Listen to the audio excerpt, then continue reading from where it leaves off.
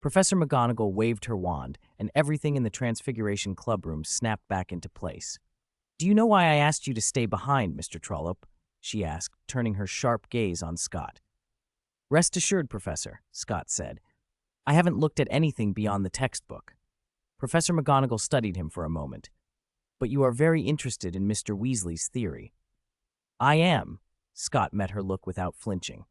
"I'm intrigued by Mr. Zod Weasley's conjecture as he set it out in his paper. But I won't go further into that area until I've properly mastered the school syllabus." "Good. I trust you, Mr. Trollope." Having taught Scott for 3 years, she knew his priorities. He prized the basics above showy knowledge. "That's all for today." She turned and left the classroom first. Scott followed, exchanging goodnights with her in the corridor. "Oh, by the way," Professor McGonagall stopped and looked back as she was about to enter her office.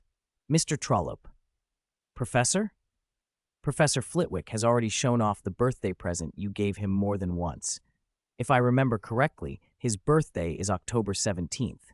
She winked, mischief flashing in her eyes. "But I want to remind you, Mr. Trollope, your Transfiguration professor's birthday is more than 10 days earlier than your Charms professor's."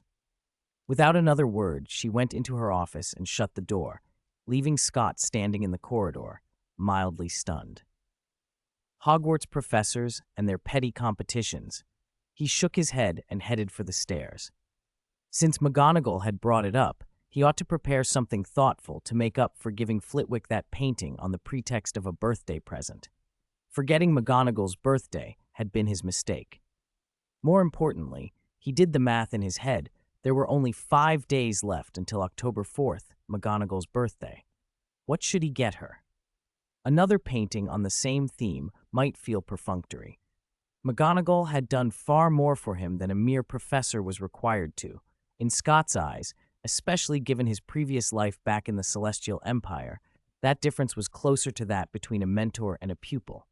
In past years, a Christmas present would have sufficed, but this time he'd used a birthday present as an excuse to show off and sidled a special painting to Flitwick. It was no wonder McGonagall seemed put out. Being too popular with the staff could be a problem in itself.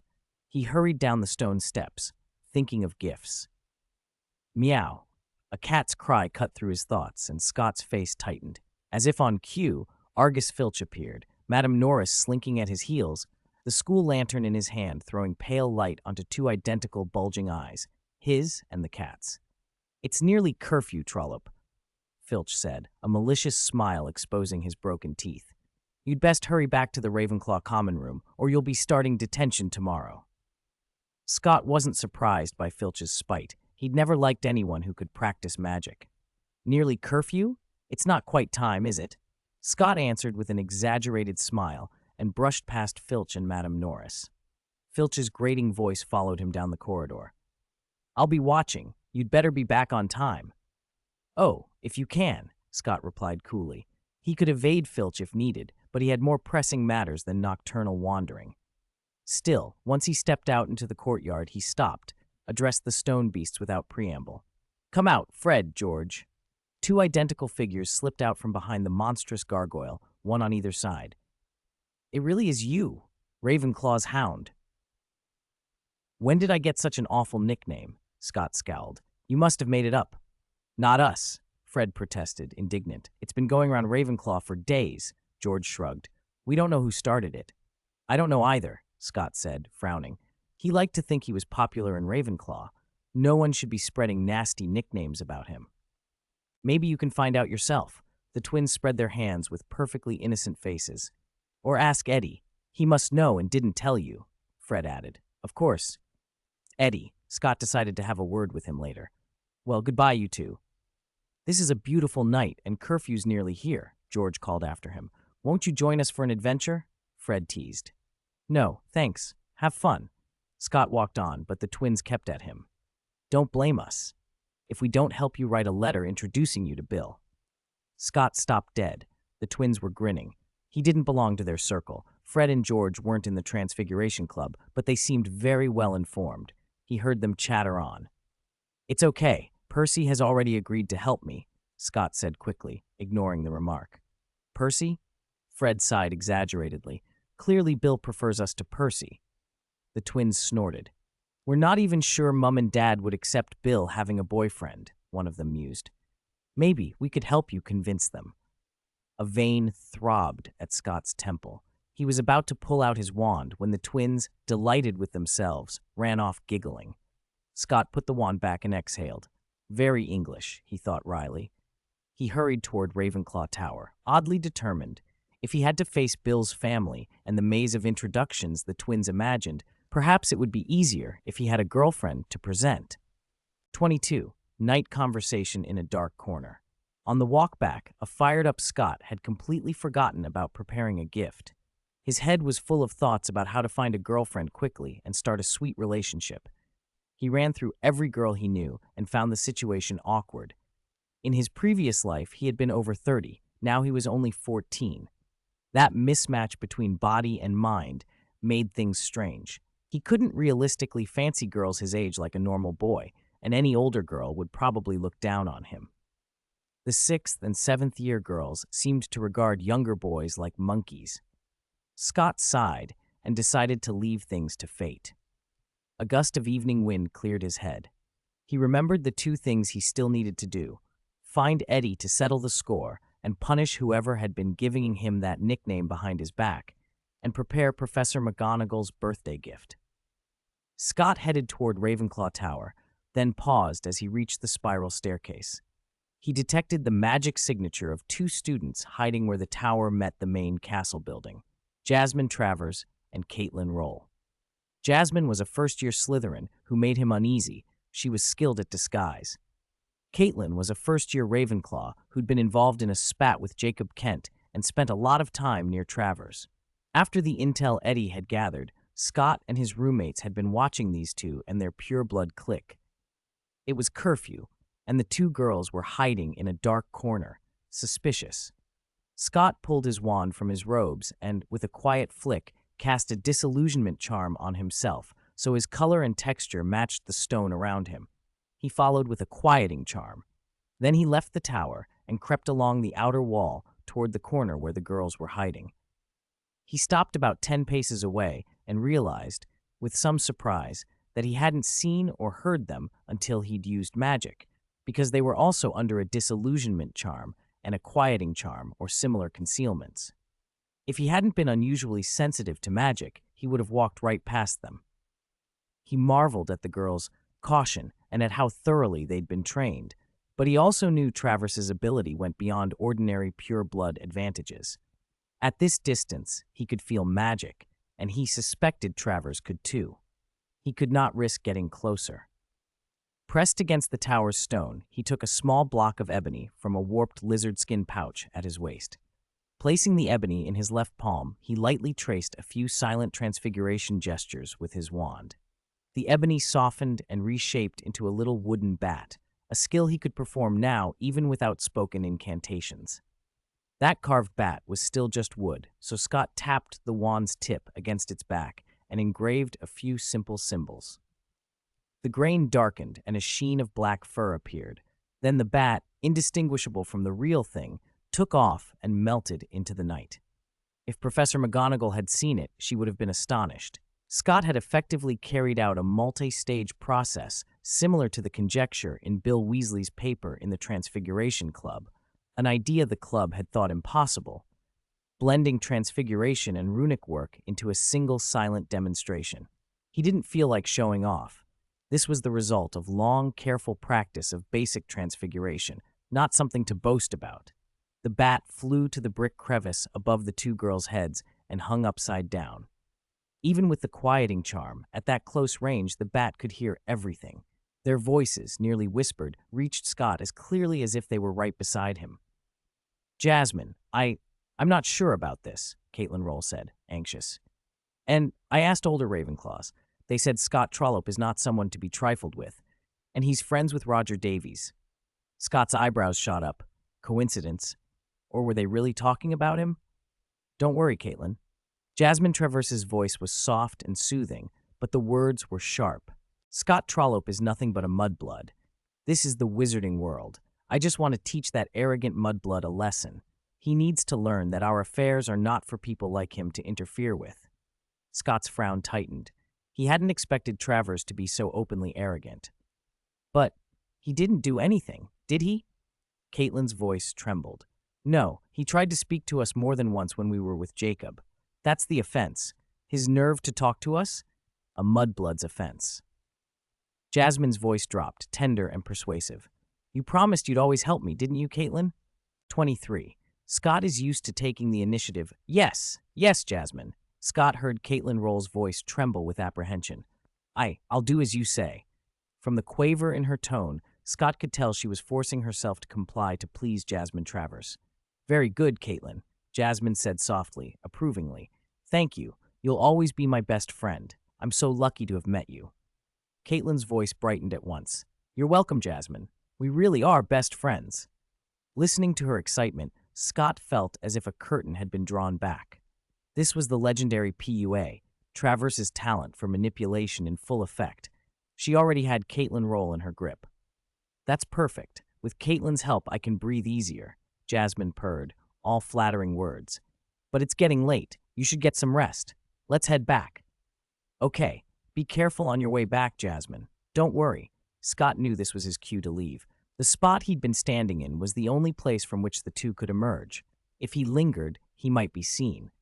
He wasn't afraid of the two young witches, but he liked being the unseen hand and didn't want to reveal himself yet. As they finished saying their goodbyes, he turned and walked off in another direction. It was a shame he hadn't heard any crucial information, but knowing they planned something against him was enough. He slipped down a corridor toward Ravenclaw Tower and melted into the shadow beneath a pillar. From there, he watched the two girls step out of the dark nook behind the tower. They said their goodnights again. Caitlin waited by the tower's main entrance until Jasmine walked away toward the Slytherin common room. Only when Jasmine was out of sight did Caitlin finally turn and head inside. Neither of them noticed a small, weightless black bat clinging to the back of Jasmine's sleeve with its tiny claws, swinging gently as she walked. Scott didn't return to the common room. He followed Caitlin at a discreet distance as she entered the tower, his form blending with the stone. Caitlin had no idea the person she and Jasmine intended to deal with was just a few steps behind her. Scott was not one to retaliate only after being struck. He preferred to strike first. The simplest way to eliminate danger was to remove the source, or at least the person delivering it. He had no intention of doing permanent harm. In this castle, any obvious wrongdoing would be traced. Who knew how far the headmaster's influence reached? He would instead make the girl who sought to harm him naturally ill for a while. He couldn't use traceable spells or potions. What if he used something wizards had never known about? Scott produced a small sealed glass vial from a misshapen lizard skin satchel at his waist. The vial was half the length of a finger. He held it up, shook it gently, and examined its contents. A solitary syringe needle inside. Carefully, he broke the seal, pinched the glass between his fingers, drew his wand with the other hand, and waved it.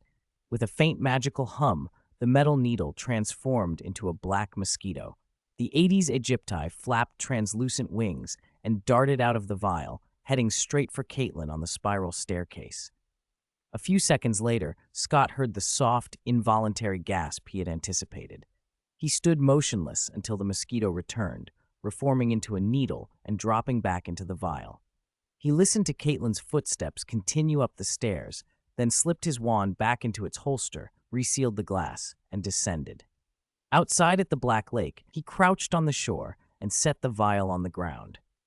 He drew his wand again and flicked it. Evanesco. The glass vanished instantly. Scott rose and walked along the water's edge, mentally mapping the approximate position of the Slytherin dormitories beneath the lake. 15 minutes later, he stopped. He removed one shoe and placed it on the surface. Before the leather sank, he waved his wand and turned the shoe into a tiny boat. It just smells a bit like foot odor, he muttered as he stepped aboard, using the shoelace as an oar. Ripples spread across the still, deep water as the small, rather fragrant boat drifted forward. 5 minutes later, he let it float and reconnected magically with the little bat that had followed Jasmine to the Slytherin common room. Without hesitation, he transformed his robes into a full suit of iron armor, cast a bubblehead charm, and dove into the cold night lake. He sank quickly. Through the water, he could see the warm light of windows from the Slytherin common room and dormitories. Timing had been perfect. Thanks to the castle's convoluted passages, Jasmine had just reached her dormitory. "Jasmine, you're finally back," a strange girl's voice said. Scott reverted his armor back into robes and eased close to a glass window, nestling among the swaying aquatic plants. "I was worried," the other girl, Morgan, went on, "if Professor Snape had found out." "Don't worry, Morgan. I wouldn't get caught by something as disgusting as Filch."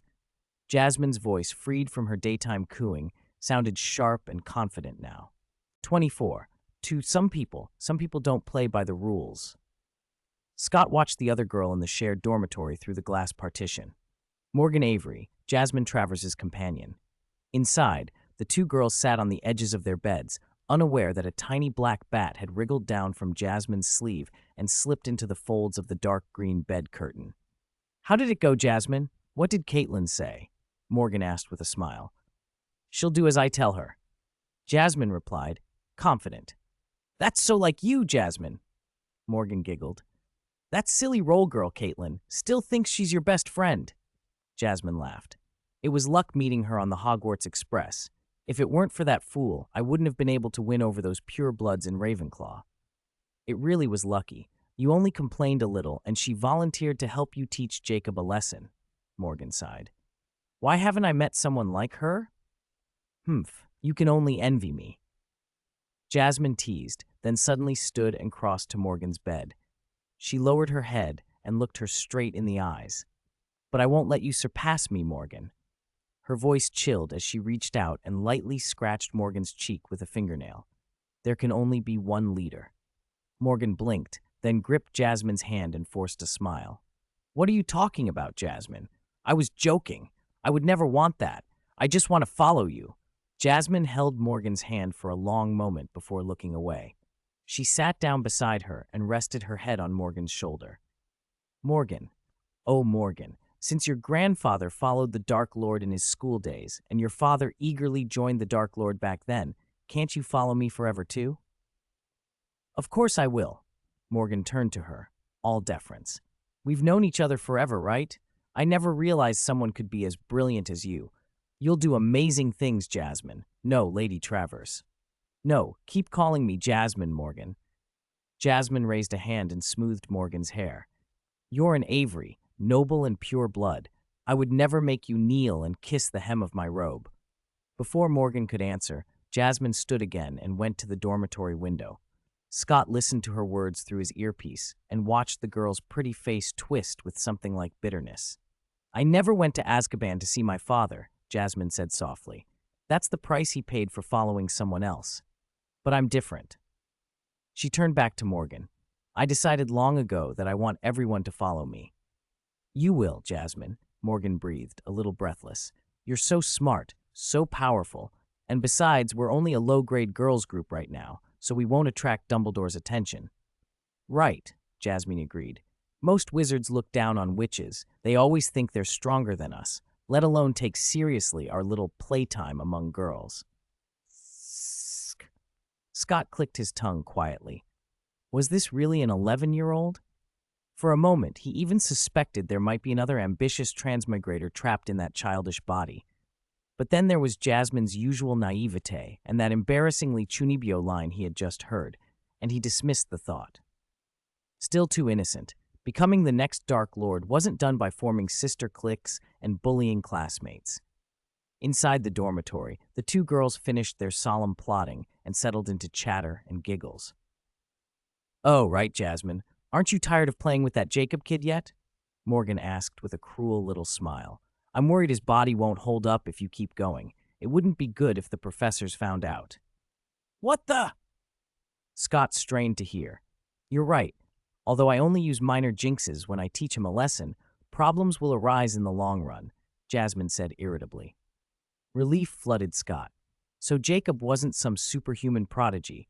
They were just jinxing him.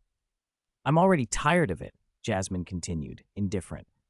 "After he does that thing this time, we won't have to bother with him anymore." There are plenty of lowly mudbloods at Hogwarts now. I'll just find a new toy.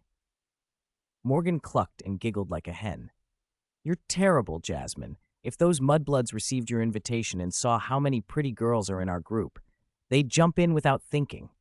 That's not important. Jasmine frowned. Scott Trollope, I always suspected that mudbloods must have discovered something.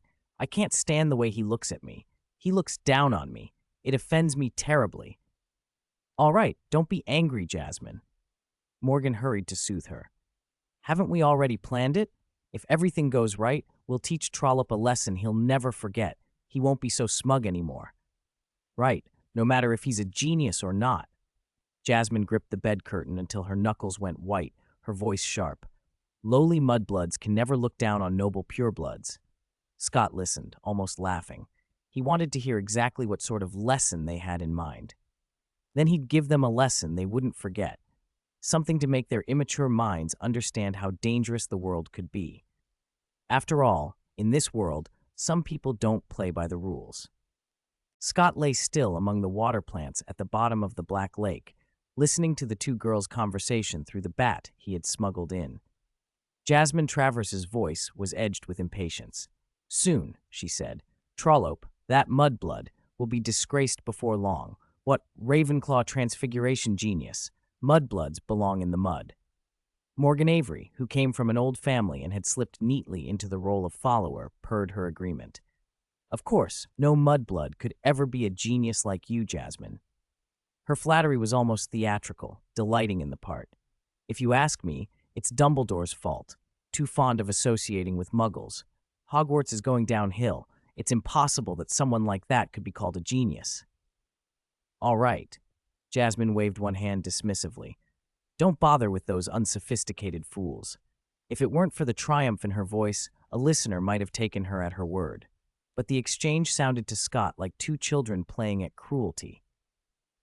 If only you, Jasmine, would teach Trollope a lesson, Morgan said with a little sigh. If it were you, even though he's a fourth year, you'd put him in his place. Scott suppressed a laugh. He'd hoped for a clever plot, but this was the same old trick.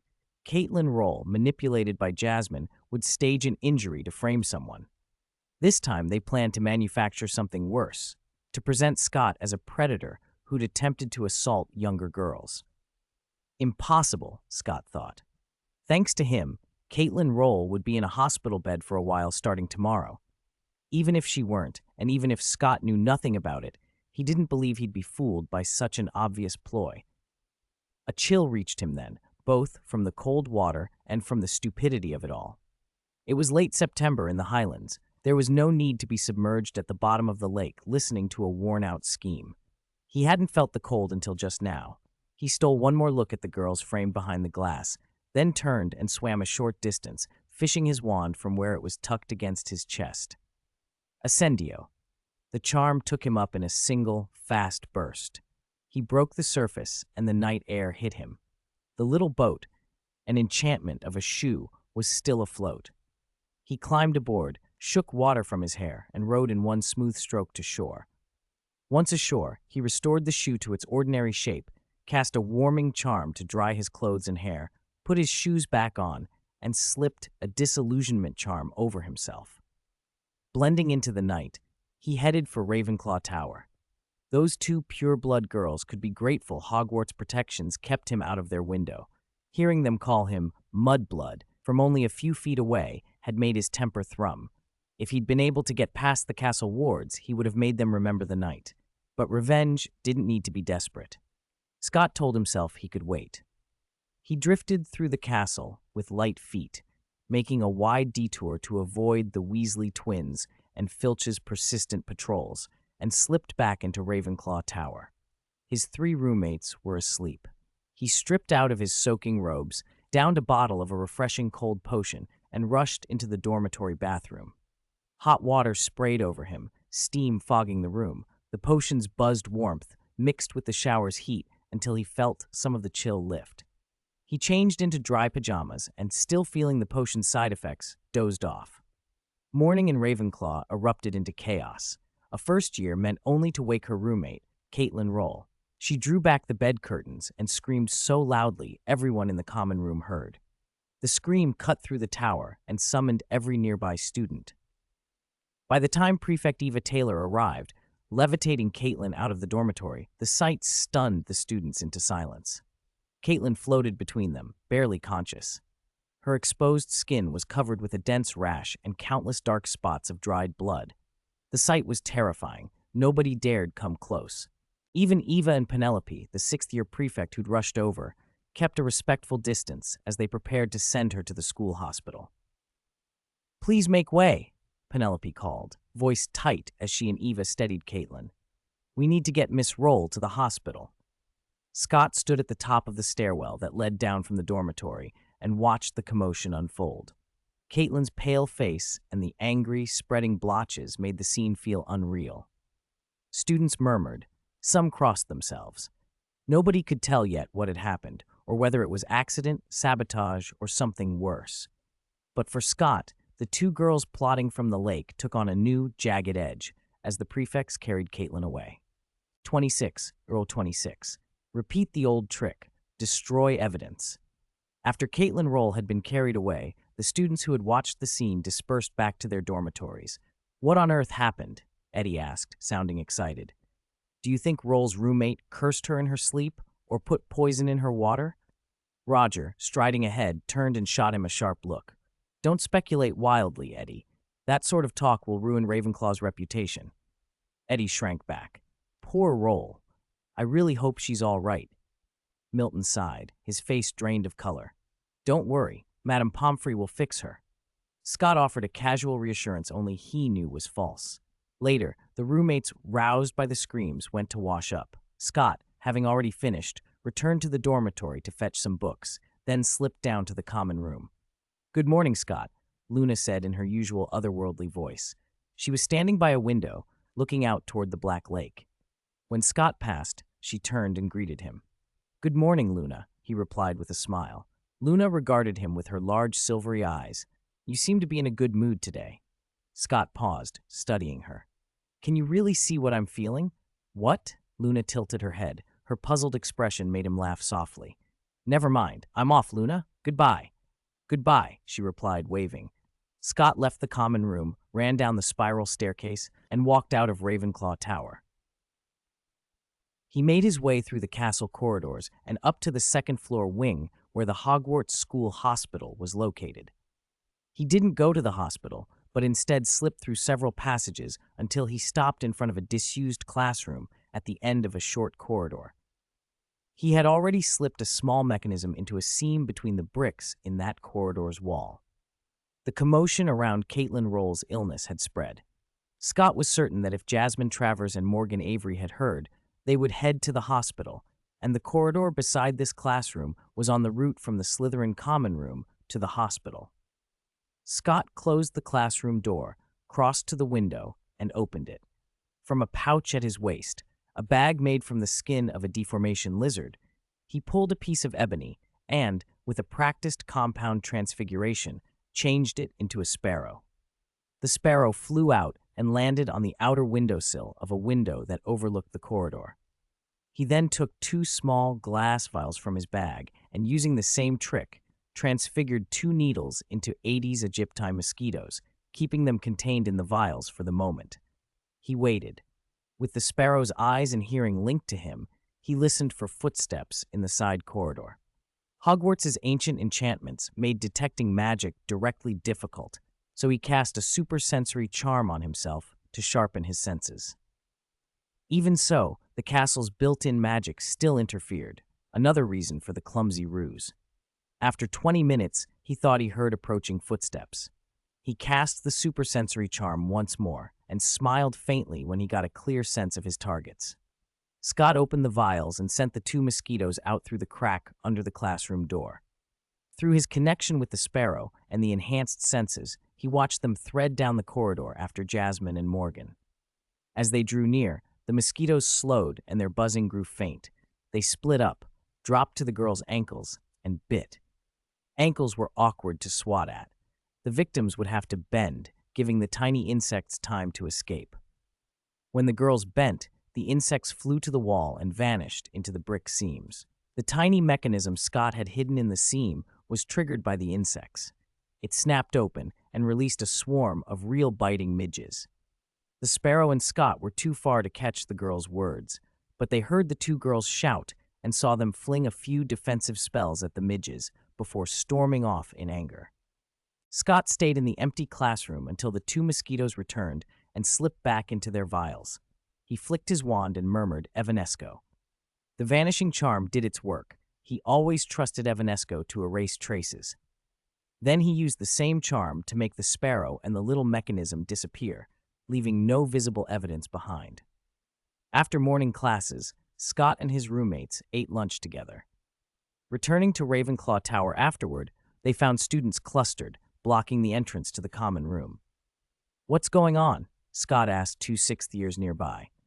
"Professor Flitwick and Madame Pomfrey are inspecting Miss Roll's dormitory," Dylan King-Will answered. His girlfriend, Kayla White, looked pale and terrified. "Maybe they'll inspect our common room next." "Did you see Caitlin this morning?" Kayla asked, clutching Dylan's hand as if for comfort. "I heard Madame Pomfrey called it a strange illness she's never seen. She says it wasn't caused by a curse or a potion. There's no specific treatment, so she can only hold Caitlin's condition for now and is searching the dormitory for clues." "Don't worry," Dylan murmured. "The professors will figure something out." Kayla shook her head. "We don't even know if it's contagious." Professor Flitwick and Madame Pomfrey emerged from the common room a short while later. Nothing that could have made someone sick was found," Madame Pomfrey said, looking defeated. "I'm sorry, Phileas. Perhaps we should send her to St. Mungo's at once." "Let's find Dumbledore," Flitwick replied grimly, and the two hurried away. Word of the mysterious illness spread quickly. Caitlin Roll's parents arrived at Hogwarts that afternoon and took her to St. Mungo's Hospital for magical maladies and injuries. But the trouble did not end there. That very afternoon, two first-year Slytherin girls collapsed in class and displayed the exact same symptoms as Caitlin Roll. 27. Finishing work, the professor investigates thoroughly. That afternoon, during the first-year potions class, the sudden illness of two Slytherin girls caused an uproar across Hogwarts. According to the first-years who had been present, if Professor Snape hadn't reacted quickly with magic, the two girls might have toppled headfirst into cauldrons of boiling scurvy solution. Leaving aside the implausibility of two girls fitting into one cauldron, Hogwarts students always had a habit of exaggerating what they saw. In any case, after Madame Pomfrey confirmed that the symptoms closely matched Caitlin Roll's, the girls were immediately sent to St. Mungo's Hospital for magical maladies and injuries. Panic spread through the school. Rumors flew that some unprecedented, terrifying contagion was sweeping Hogwarts, and nobody knew who might be next. Many students could not sit still. They sent owls home, hoping their parents would come fetch them.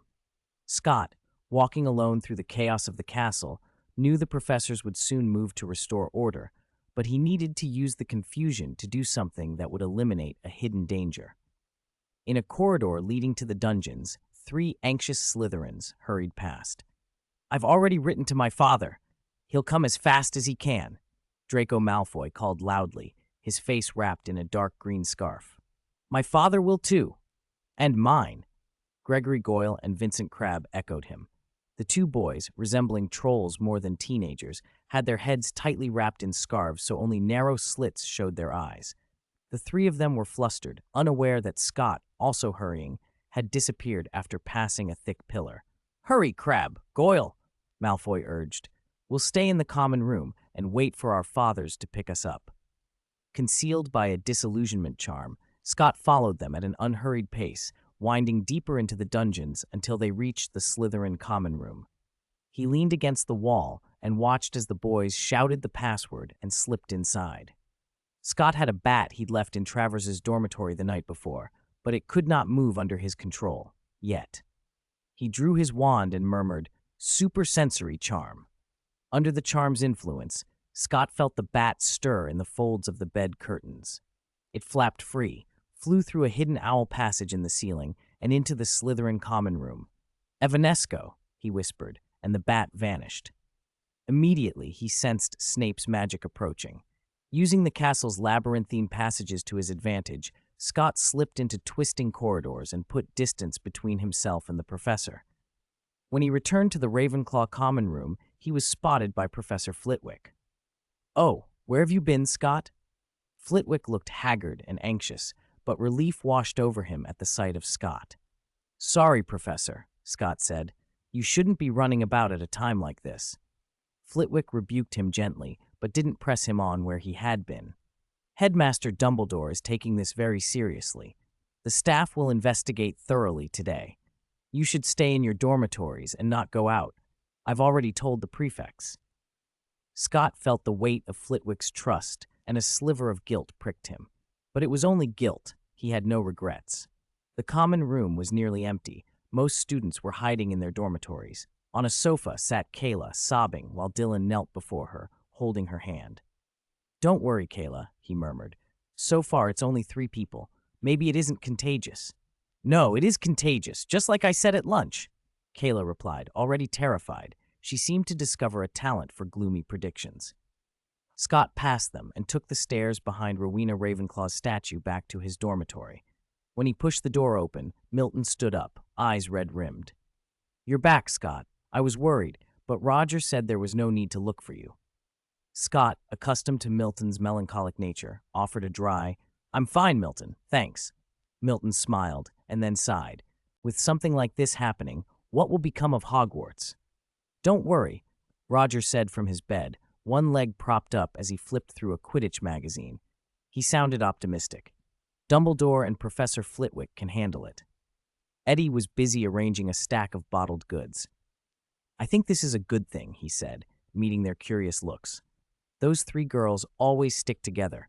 Whatever caused them to collapse, the identical symptoms mean a lot." Scott understood. Eddie meant that if the professors investigated properly Travers's group, the pure-blood-only circle of girls would be exposed. "Exactly," Eddie continued with a grin. "Then we won't have to keep an eye on a bunch of junior girls anymore." At night, Scott lay awake, going over everything he had done in the last 2 days. Only after he was certain he hadn't left any loose ends did he finally let himself breathe. Even then, he wasn't completely at ease. This was Hogwarts, after all, and the headmaster was Albus Dumbledore. Scott had only 3 years of magical experience. He wasn't about to pretend he could read the reactions of a man who had been called the most powerful wizard of the age. Still, one question nagged at him. If Dumbledore knew all about Jasmine Travers's little tricks, what would he do? Jasmine had been born into a pure-blood family loyal to the Dark Lord. Her father, a notorious Death Eater, was still rotting in Azkaban. Unlike her father, she was dangerous in a different way. Ambitious, unrepentant, clearly aiming to take the Dark Lord's place someday. Scott regretted, more than a little, that he hadn't had the chance to see Dumbledore's expression when he learned of her. Would the headmaster react to a little girl the way he had to Tom Riddle in the original tale? He suspected the so-called pure-blood factions wouldn't go far. The professors who knew enough would keep a close eye on those girls. But that was only conjecture. For now, all he could do was wait and watch. At breakfast the next morning, the Great Hall felt calmer than it had the day before. Scott and his roommates entered to find all the staff already seated at the high table, Dumbledore among them. Eddie leaned in and whispered, excitement in his voice. "Dumbledore must have something to say. He'll know what made those 3 girls sick, and he'll have fixed them by now, right?" Scott didn't share Eddie's confidence. If the illness was magical, Dumbledore and the healers at St. Mungo's could probably diagnose and treat it. But if it was a virus from the Muggle world, the sort of thing wizards so often dismissed, no one here would think to look in that direction. The most they could do was try potions or charms to strengthen the girls' bodies and rely on their immune systems to do the rest. In his view, that meant the trio would be in St. Mungo's for some time yet.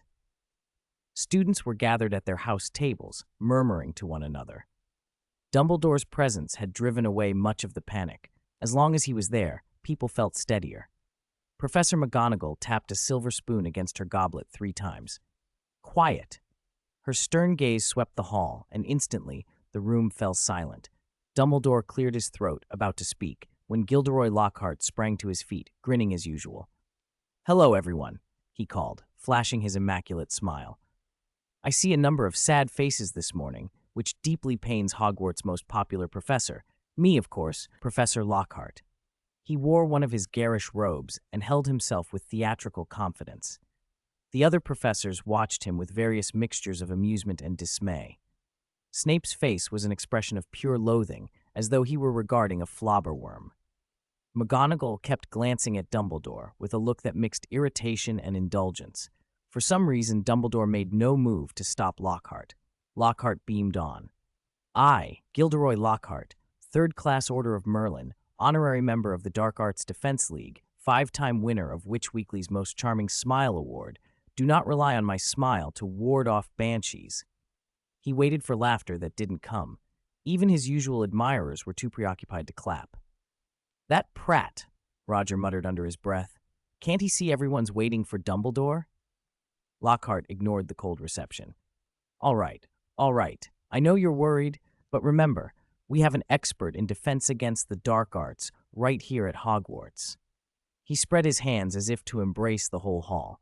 With me on the case, what have you to fear? He paused for applause that never arrived, then half bowed when Dumbledore clapped softly. Very good. Thank you, Professor Lockhart, for your remarks, Dumbledore said, smiling and nodding in a way that seemed to say he knew exactly what he was dealing with. Please sit down. Lockhart's smile faltered briefly before he resumed his pose.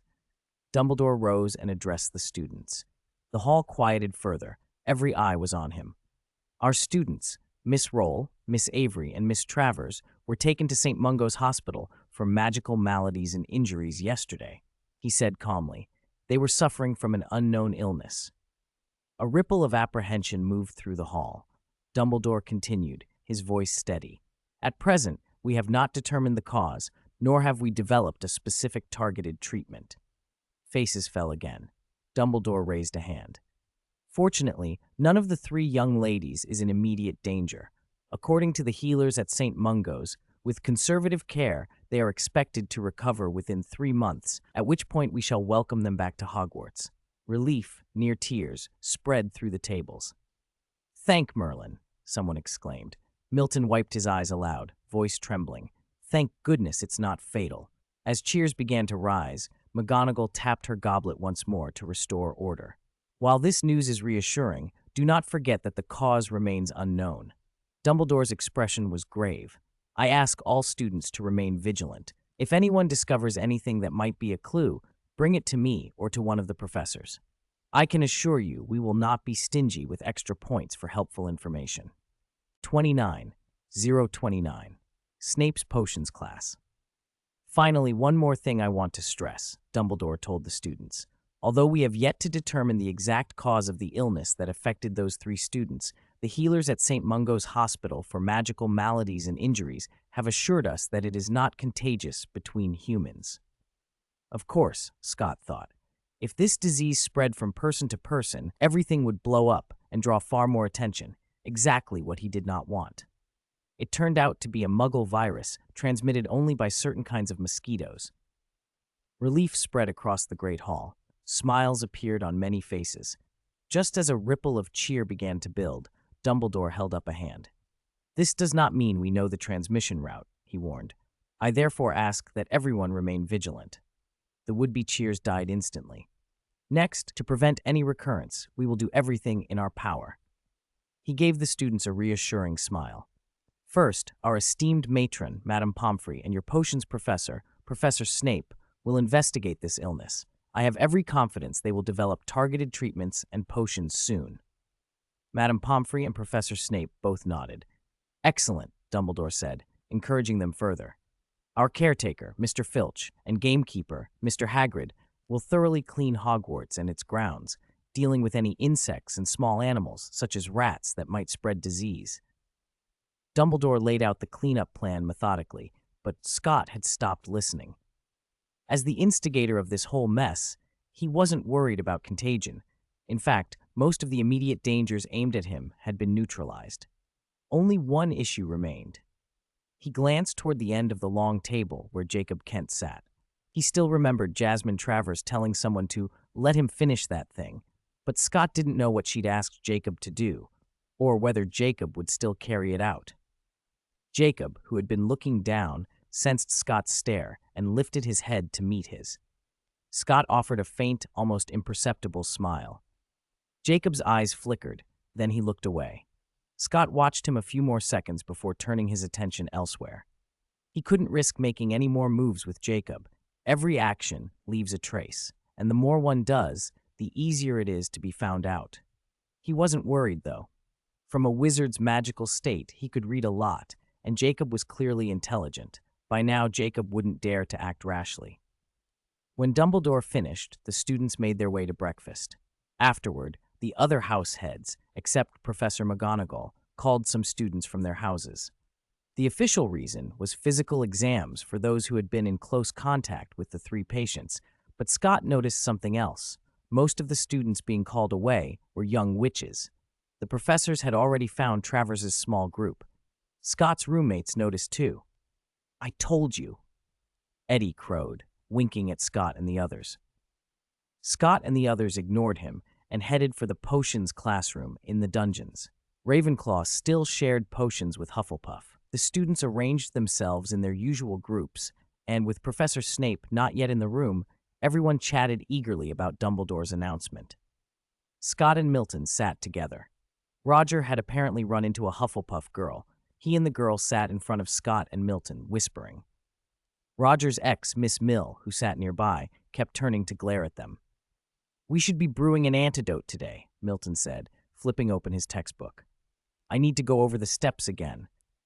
"You've already read it 3 times, Milton," Scott said, arranging his potion implements within reach. Milton didn't look up. "Whenever Professor Snape stands next to me, I forget everything." "It's not memory," Scott said. "You just get nervous. Don't worry about Snape. We're a team. I'll give you hints." Milton brightened.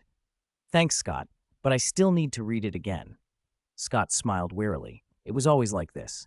Whenever he teamed up with Milton in potions, he had to be on constant alert. Snape drifted through the classroom with that sullen expression, his dark gaze settling on students like a cold knife. Those with weaker nerves made mistakes under that stare, Milton being a prime example. When someone erred, Snape would curl his lip and unleash a cutting tirade in that voice of his, which only flustered the student more. Make a mistake twice, and points were almost guaranteed to vanish.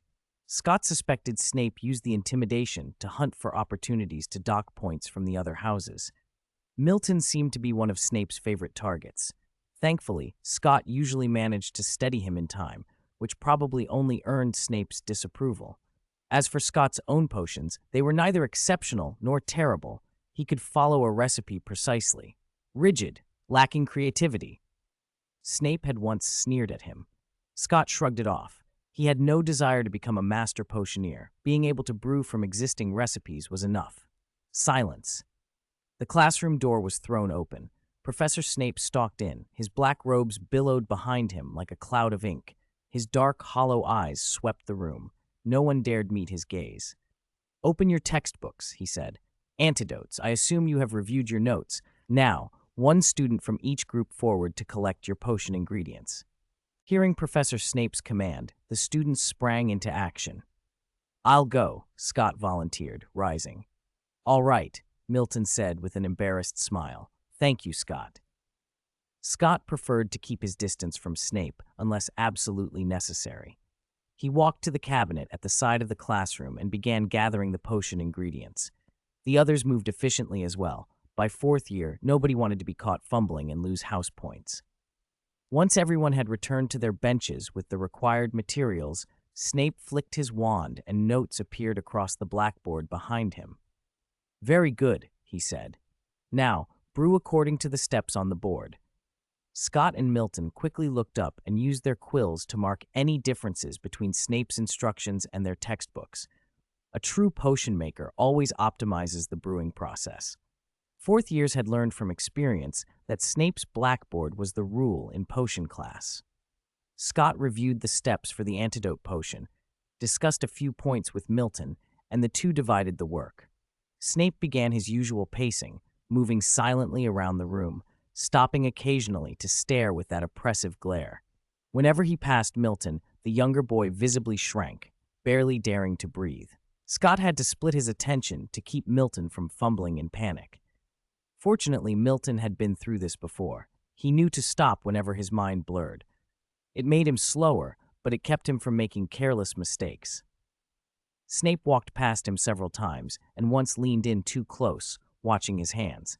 Scott stepped in and took over Milton's task before trembling hands could ruin it. Snape huffed in apparent disappointment and turned away. Not everyone was so lucky. A few Hufflepuffs made errors, and Snape cheerfully docked 5 points from their house. Miss Mill, Roger's ex, seemed particularly distracted, probably watching Roger and his new partner more than her cauldron. She kept making mistakes until thick smoke began to billow from her pot. Another 5 points gone. Hufflepuffs, however, rarely fretted over house points. By the time they left the classroom, they were laughing again. Milton, on the other hand, still looked as if he'd survived a catastrophe. Scott patted his shoulder.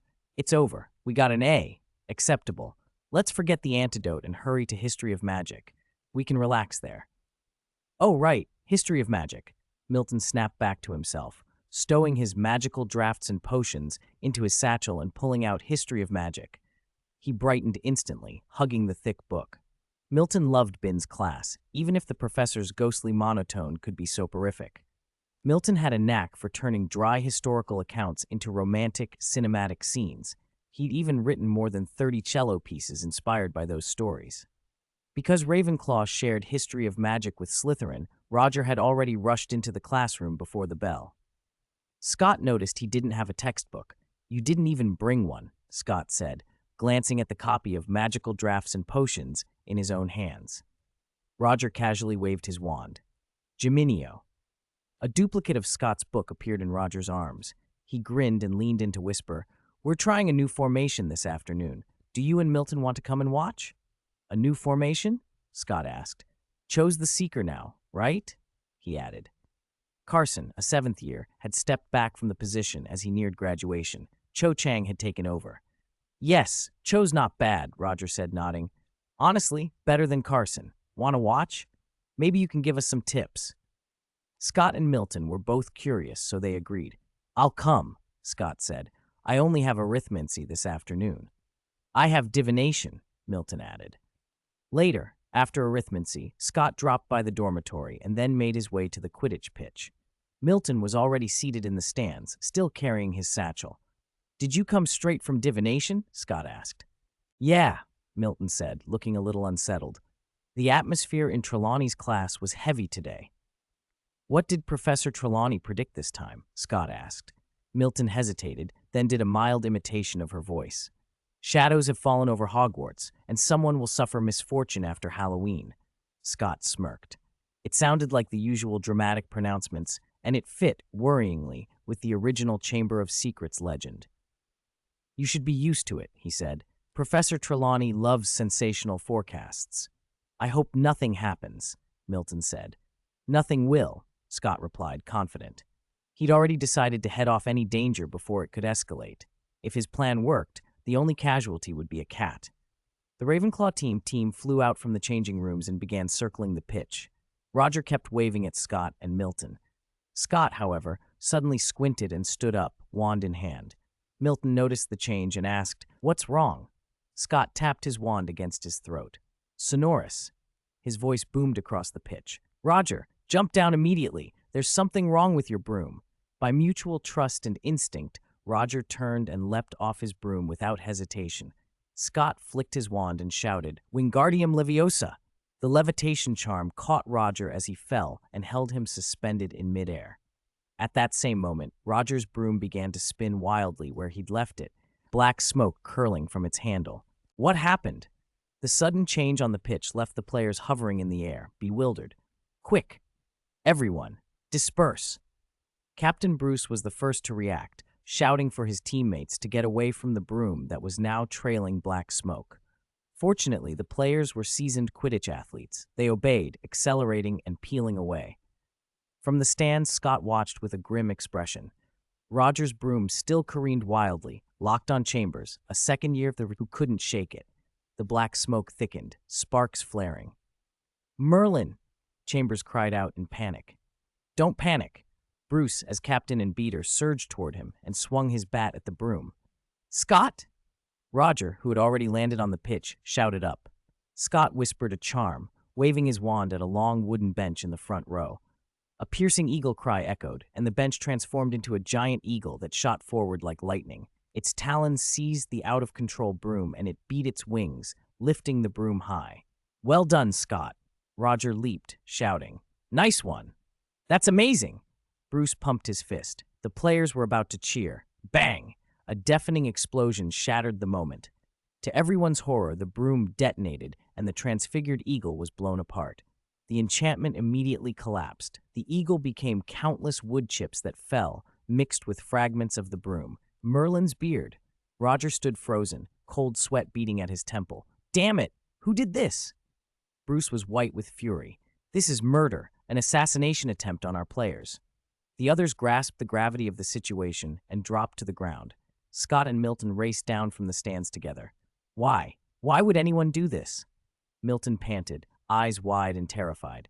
"Thank Merlin you were here, Scott. Thank goodness you were." "Scott!" Roger barreled over and hugged him, almost incoherent. "I don't know how to thank you, mate. You saved my life. And mine. And Chambers's." Bruce clapped Scott hard on the back. A pale Chambers managed his thanks. Scott patted Roger's shoulder, then stepped past and knelt to pick up a jagged piece of the broom. "Someone should go tell the headmaster," he said calmly. "The rest of us should gather the fragments and give them to Professor Flitwick for examination." "Yes, exactly. We must find the scoundrel who did this." Bruce barked. "Cho, go. Tell Professor Flitwick what happened. Take your broom. Don't worry about losing points." Cho forced a smile, swung onto her broom, and flew toward the castle. "I'll go. Now let's collect as many fragments as we can," Bruce instructed the others. "And don't use magic, nothing that could contaminate the evidence for Professor Flitwick."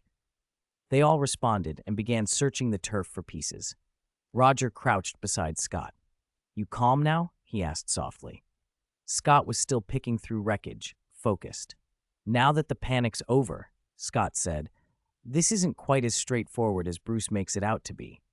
Roger looked puzzled for a second. "What do you mean?"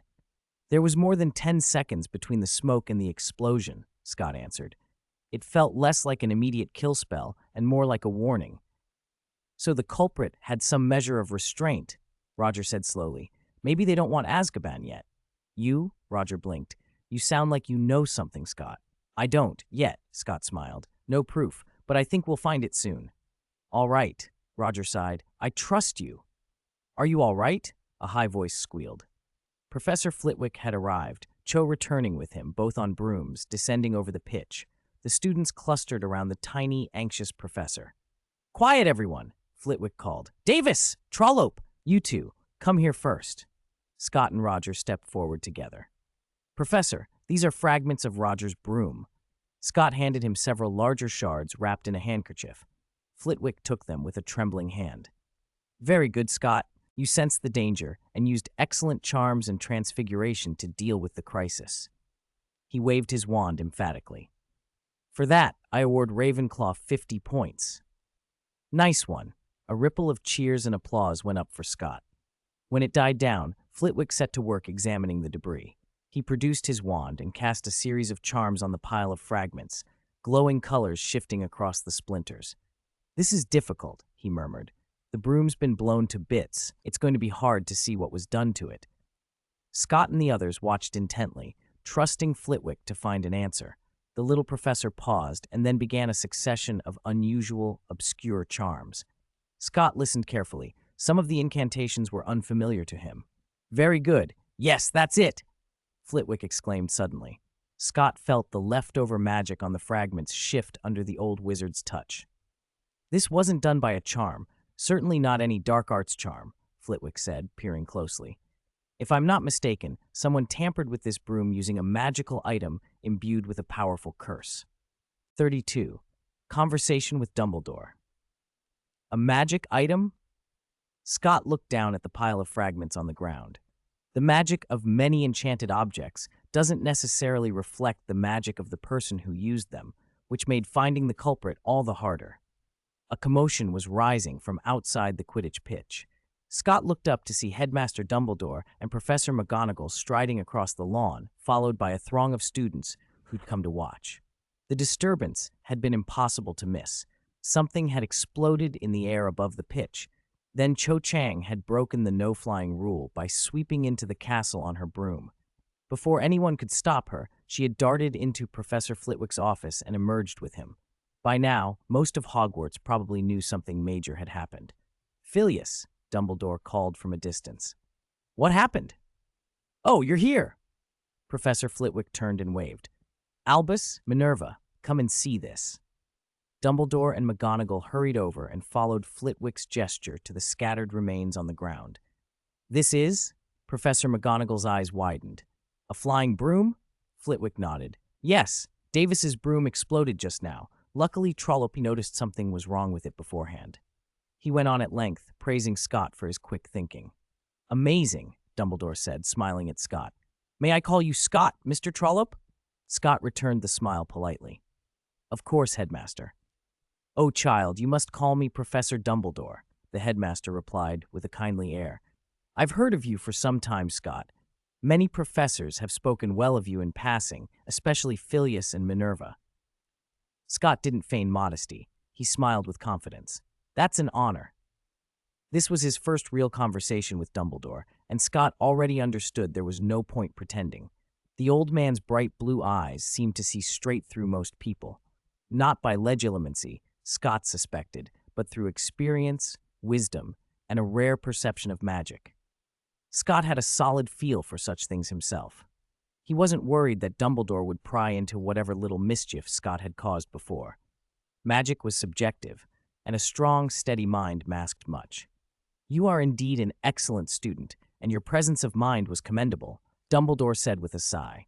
"But since Professor Flitwick has already given you 50 points, I cannot award more." He winked at Scott, then crouched to examine the debris more closely. "Did you find anything, Phileas?" he asked. "It's a magic item," Flitwick repeated. "You're right." Dumbledore picked up a splinter of wood, crushed it between his fingers, and much to the student's astonishment, put his finger in his mouth.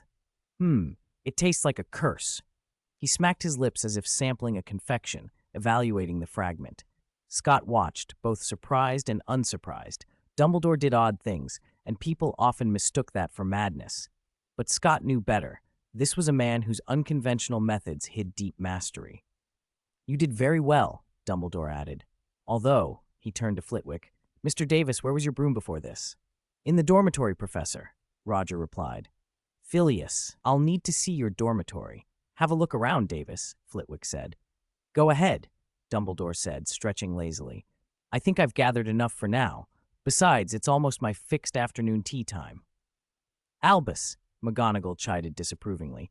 "Oh, don't worry, Minerva," Dumbledore said with an easy smile. "We only need to wait for the results." "Very well. I hope you're right," McGonagall said, relenting. "Let's go. There may be clues in the dormitory." Flitwick led his students away.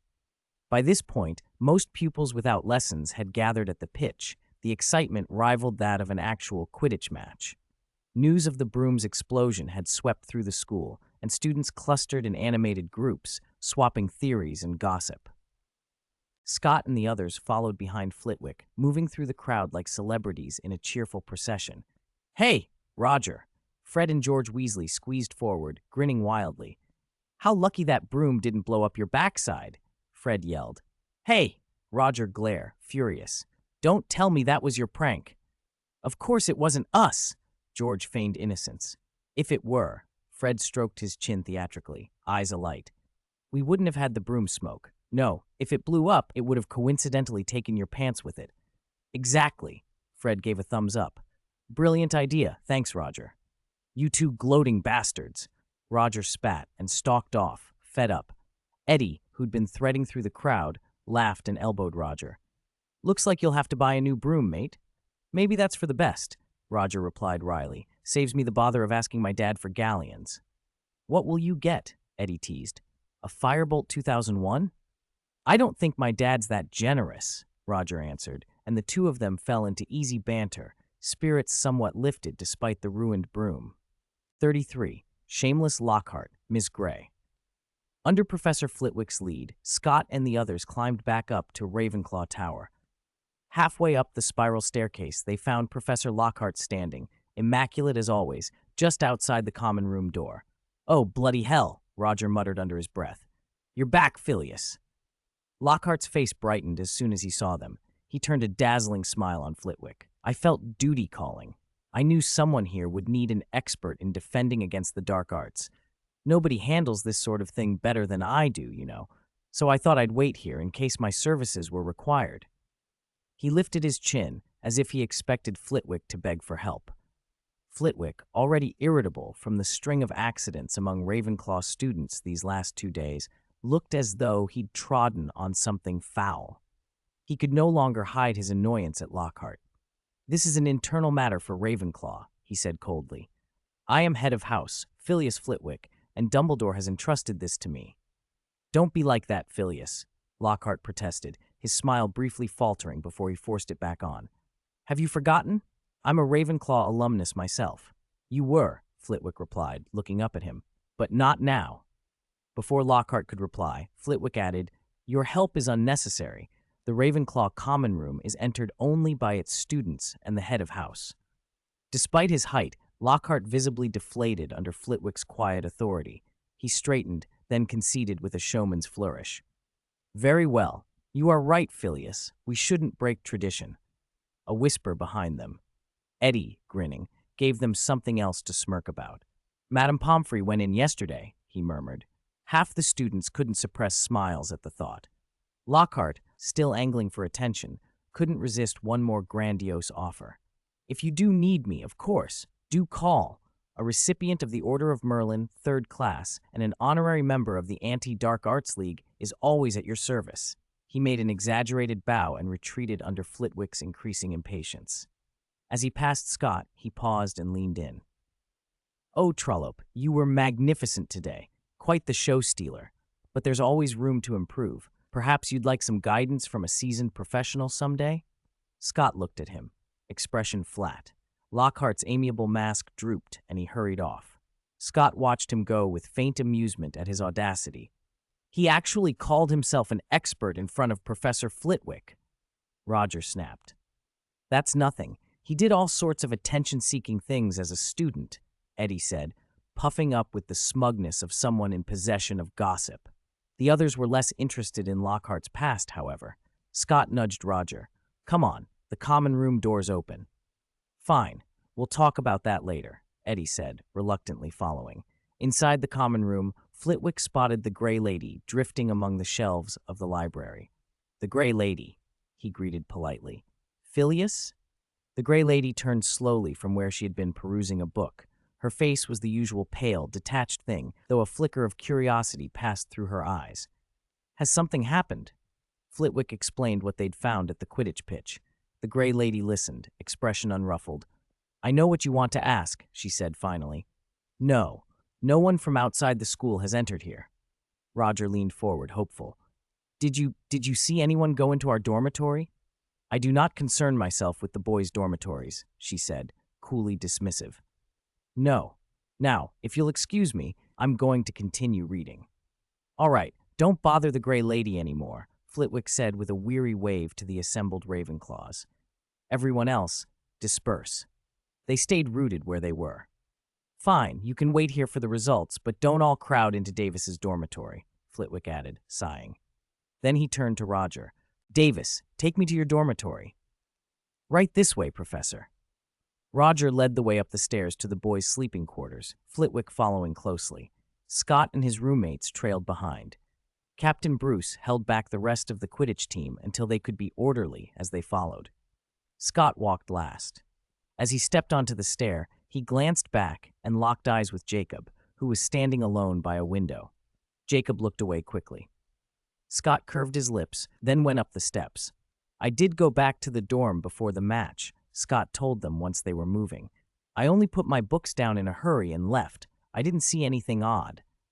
"Actually, everyone probably already knows the truth," Eddie muttered, expression sour. "Only Ravenclaw students should be able to get into our dormitory." "Oh no, you can't say that, Eddie." Milton's face went pale.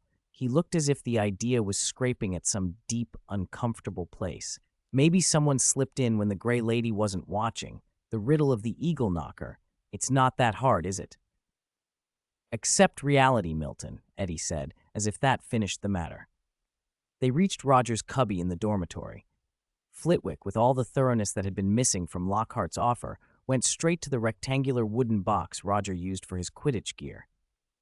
"It's here, Professor," Roger said. "I keep my uniform, gauntlets, boots, and my broom in this box." Scott moved closer, curious. He hadn't noticed anything when he'd briefly come back to drop off his books earlier, but now, closing the distance and paying attention, he felt it, a faint, unfamiliar trace of magic clinging to the box, a small disturbance in the air. Something about it was not right. 34. Find clues. Ridiculous Roger. A perfectly executed cutting charm. Professor Flitwick crouched, reaching out to touch the break on the wooden box's lock. "Although the magical implement that damaged the flying broom is difficult to trace," he said, withdrawing his hand, "fortunately there are clear clues left here." He turned to Roger. "Did you use an anti-Elohomora charm on the box?" Roger nodded. "Yes, I put it on while I was practicing that charm." Captain Bruce, taller than Roger, leaned over to examine the lock. "Your precautions for the broom were more thorough than mine, Roger. But apparently they were useless. I didn't even specifically use that charm," Roger said helplessly. When I was putting books away, I used a charm to open the box and summoned my broom and equipment with Accio." Bruce scolded him. "So this careless blunder allowed the whole thing to happen. You didn't use it on the dormitory door," Professor Flitwick observed, glancing at the intact door. "Oh yes, we thought the dormitory was very safe," Eddie blurted. "You know, this is Ravenclaw territory." Milton reached over and shoved Eddie into silence. Flitwick's face darkened. "That's right. It's always been safe here, never invaded by outsiders." He looked genuinely upset. "I didn't expect something like this to happen. How will professors and students from the other houses see us?" Seeing the look on Flitwick's face, Eddie panicked and began apologizing. "I'm sorry, Professor. I didn't mean—" "No, you didn't say anything wrong, Mr. Carmichael." Flitwick shook his head and addressed Scott. "Scott, come have a look. There's still a trace of magic here left by that cutting charm." He straightened his robes. "This residue is very faint. If it were me, confirming who cast it would require a lot of troublesome steps, perhaps even testing every student." He shook his head at the idea. "We can't treat the whole student body as suspects." "If it were you, Scott, I believe you could determine who left it from these traces," he said. Scott nodded silently. He could. He already knew, really, but he still crouched and concentrated, sensing the faint magic. Bruce, astonished, blurted, "Professor, do you mean Scott's perception of magic is stronger than yours?" Scott's 3 roommates were stunned. They knew Scott could perceive magic, but they'd never imagined it might exceed Professor Flitwick's. There were rumors Flitwick had a little goblin blood. He didn't hide it, and goblins are famously sensitive to magic, which is why they're so skilled at making magical objects. That Flitwick was a master of charms only made it more impressive that Scott could match or surpass him. "Yes, Scott can do it. When Scott gave me that painting, I didn't explain as much to the students," Flitwick said, full of pride. "I only said Scott did something most adults couldn't do. I didn't want the students to lose confidence." "Then aren't you afraid they'll lose confidence now?" Eddie muttered.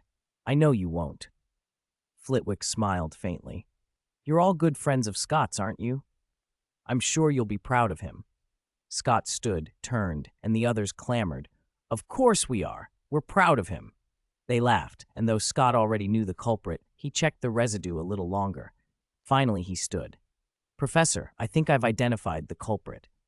He couldn't help shooting Roger a peculiar look. Roger shifted under the gaze and asked hesitantly, "Who is it?" Bruce leaned in. "Who is it? We're all eager to know." Scott didn't answer with words. He walked to the bookshelf by Roger's bed and took down a transparent divination crystal ball. He toyed with it, a teasing smile on his face. "I remember, this ball was given to you by Leisha Dupin, wasn't it?" Roger went bright red. Eddie leaned toward Flitwick and whispered, barely holding back laughter, "She's Leisha Dupin from second year, Roger's ex-girlfriend." Bruce snickered openly, and Roger covered his face. "Mr. Davis," Flitwick exclaimed. Leisha Dupin enrolled last year. She's only 12 this year. Eddie jabbed him with another quip. When they were dating last year, she was only 11. Flitwick's anger deepened. Roger blurted out, flustered. No, Professor. I didn't do anything. She's still a little girl. I only played a love game with her. Flitwick demanded, furious. What else did you intend to do? No, I didn't intend anything, Roger cried, frantic. Scott and the others exchanged looks of amusement. No, you all know. Scott, Milton, Eddie, you know the truth. I'm not that kind of person. Scott and the others couldn't help chuckling. Flitwick's glare pinned Roger in place. Then explain. Okay, I'll explain. I can explain, Roger protested loudly. Very well, I'll listen to your explanation here, Mr. Davis. Professor Flitwick stepped onto Roger's box, turned, and sat on his bed to watch him. Scott and the others, along with Bruce, settled onto the other beds, ready to listen. Bruce murmured under his breath, no matter what, we'll get an entertaining story out of this. Roger swallowed and began to tell the tale of his romance with the 11-year-old girl from last year. This book will be on a trial recommendation tomorrow afternoon. If you enjoy it, please continue to follow. Thank you. Chapter 35. There is a hidden story behind the incident. That was after the first Quidditch match of last school year, Roger began, recalling the incident with Leisha Dupin. Perhaps my performance on the pitch was a bit too... Ahem. Professor Flitwick cut him off, stern. You performed very well that day. Roger hurried to correct himself. Yes, Professor, I did play well. Anyway, after the game, Leisha confessed her feelings to me privately. And you accepted? Flitwick asked. Roger shook his head quickly. No, I didn't. I rejected her, he went on defensively. She was only 11. I'm not interested in children. But she wouldn't give up. Roger's voice turned frustrated. I rejected her many times, but in the end she said... Said what? Flitwick prompted. Roger's expression went conflicted. He turned to Eddie, who was trying hard not to laugh. Seeing Roger's pleading look, Eddie stepped in to help explain, his tone barely hiding amusement. Professor, let me tell you, Leisha told Roger. She wasn't really in love, Eddie said, smirking. She was just curious about romance, and Roger was the most available boy in Ravenclaw, perfect for trying it out. She didn't expect Roger to be such a softy. A stifled laugh escaped Captain Bruce. He covered his mouth and turned away, shoulders shaking. Professor Flitwick, however, straightened, incredulous. Is that true? Is that something an 11-year-old would say? Roger protested, eyes wide. It's true, Professor. Believe me. At that moment, Milton spoke up. Scott and I were there that day. Dupin was angry. She said that in front of us. Flitwick nodded at Milton and turned back to Roger. I see. Continue, Davis. Roger, stung by the sudden shift of authority, pressed on. After that, I told Leisha if she only wanted to try a romance, I could give her 2 weeks to play house. She agreed and promised not to bother me after that. Flitwick glanced at Scott and Milton. Both boys nodded. Then why did Miss Dupin use a magical object to curse your broom? He asked. I don't know, Roger admitted. After the 2 weeks, I told her it was over. She didn't object. Flitwick rubbed his temples. If what you say is true, Miss Dupin's actions are a serious offense. How do you want to proceed? Roger hesitated. Scott knew this was the first time Roger had been on the losing end. Girls Roger had actually dated in the past hadn't reacted like this. It was hard to imagine that a little experiment in romance would end with a cursed broom. There has to be more to this, Scott said. Why do you say that? Flitwick asked. Scott pointed to the dormitory door. When we left at noon, the door was locked. I assumed Miss Dupin used Alohomora, Flitwick said. That charm is simple, and any residual magic would have faded by now. No, Scott said. He got up and walked to the door, motioning them over to the black lock. This lock shows signs of being pried open by Muggle means. Let me see. Eddie moved forward. There are scratch marks around the keyhole. Someone used wire or something to pry it. So what? Bruce asked, puzzled. Maybe Dupin just forced it herself. Roger shook his head. Impossible. Leisha grew up in a wizarding family. She wouldn't know that Muggle trick. Flitwick looked at Scott. So you think another student helped her? Yes, Professor. And the dark arts object she used, its origin is suspicious. I don't think her parents would let an underage witch have something like that. Scott added, she could have stolen it from home, of course, but I doubt it. I'll look into it with Miss Dupin, Flitwick decided. Come with me. He led the way from the dormitory. This needs to be resolved quickly so the students understand what happened. They descended toward the common room. Heads turned as they entered. Curiosity flickered through the gathered students. Scott spotted Leisha instantly, standing among the crowd. She was an ordinary-looking little girl, except for her golden hair, which was untidy and gave her a fluffy halo. When she realized everyone was staring, her face went pale. Scott averted his gaze, but saw Flitwick hesitate. He understood the professor's reluctance. Questioning a child publicly could humiliate her and close off any chance for rehabilitation. Roger, however, suddenly spoke up. "Professor," he said quietly, "maybe we should discuss this in your office." "Miss Dupin should be grateful, Roger," Flitwick said, moved. "I don't want to see any student ruin their future." Roger forced a small, awkward smile. "It's nothing. She's just very young." Scott stayed silent. Roger was the victim, after all. Besides, Scott suspected the girl had been manipulated. His eyes slid across the room to Jacob in the corner. He mouthed silently, "You can't escape." Jacob met his gaze and did not flinch. Roger and Professor Flitwick didn't want Lisa Dupin to have her future ruined over this incident, so they couldn't simply call her away while everyone watched. "Excuse me, everyone." Roger stepped forward and addressed the Ravenclaw students waiting for a verdict. "As the person involved in this incident, I ask Professor Flitwick to keep the details confidential." The students glanced at one another in surprise. They didn't understand why Roger, the apparent victim, would ask for secrecy. Scott, however, saw Lisa Dupin in the crowd. Her eyes were already red, and she stared at Roger with a look that mixed love and hatred. Scott felt unsettled. He'd never expected such complex emotions from a 12-year-old.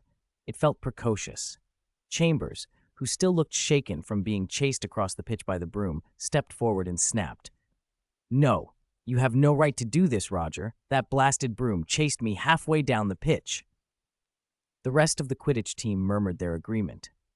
"This is a criminal incident, Professor," one of them said. "Even if Roger wants it kept quiet, the laws of the wizarding world won't allow it." "Are you trying to shield a criminal, Roger?" Chambers bellowed, glaring at him. Roger, under the scrutiny of the whole common room, glanced helplessly at Professor Flitwick. The little man looked equally uncomfortable. Scott watched the scene coolly and couldn't help thinking Flitwick was excellent in almost every way, except that he was too soft-hearted. The affair had already spread through Hogwarts. It couldn't simply be hushed up. If Flitwick failed to make a clear ruling now, it could harm his reputation as dean. To Scott, Lisa had done wrong and should be made to answer for it. Youth was no excuse. Captain Bruce stood to one side, neither supporting Roger's request nor intervening when the others objected. Suddenly, a small, sharp voice cut through the heated discussion. "I did it! I cursed that broom!" Lisa Dupin's face had gone pale. She screamed the words with her eyes squeezed shut. The common room fell into an abrupt hush. Students drew back from her, staring with wide-eyed surprise. Scott lowered his eyelids, surprised that she had caved so quickly. Her psychological resilience seemed low. But now that she had confessed, matters would be simpler. He held his silence and waited to see how others would react. "Why did you do it?" Chambers advanced on her. Lisa kept her eyes closed, raking her hair with both hands as she crouched, and wailed, "It's Roger's fault. He's such a playboy. I wanted to teach him a lesson." Chambers stared at the small witch on the floor with incredulity, then turned to Roger with open disdain. All eyes in the common room focused on Roger. He stammered, "No, I didn't." The look of contempt in the room only deepened. Roger forced out, "All right, maybe I was a bit of a playboy, but that doesn't give you the right to attack me, Lisa." "Of course it does," Lisa snapped, suddenly looking up. "You dumped me. You were my first love." The words landed like a drumbeat. The room plunged into an eerie silence. A few students even let their books slip from numb hands. Roger's face flushed crimson. "That's not how it happened," he shouted. Scott exchanged a glance with his two roommates. If Roger couldn't clear this up now, his social life would be ruined.